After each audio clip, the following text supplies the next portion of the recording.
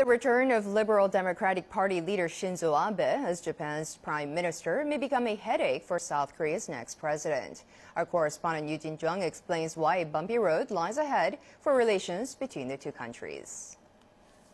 There are reasons why South Korea is concerned. Shinzo Abe has no intention of accepting the past.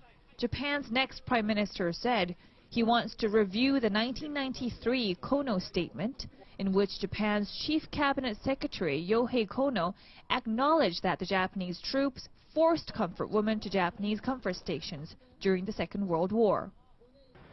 Relations between Seoul and Tokyo will be off to a rocky start in 2013, as South Korea will have a firm and non-negotiable stance on historical and territorial issues, regardless of who becomes president.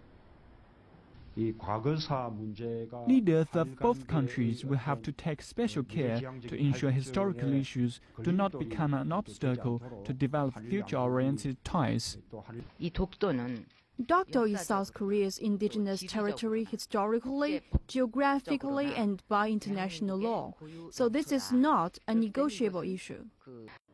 But Abe, in one of his right-leaning election pledges, declared that the Japanese government will sponsor what they call Takeshima Day to promote Japan's sovereignty over the Dokdo Islets. This will happen on February 22nd, just 3 days before South Korea inaugurates its 18th president. And if this happens, some call it plain wrong. Some may see it as diplomatically wrong, because you're looking at a new government coming in, and perhaps it should be the new springboard.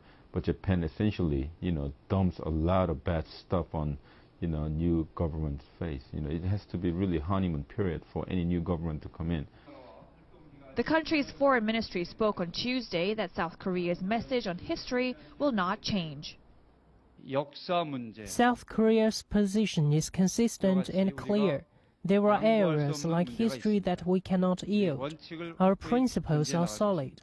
It won't be much of a honeymoon period for the new administration in Seoul if Japan carries out all of Abe's right-leaning pledges, starting immediately from the February 22nd Takeshima Day.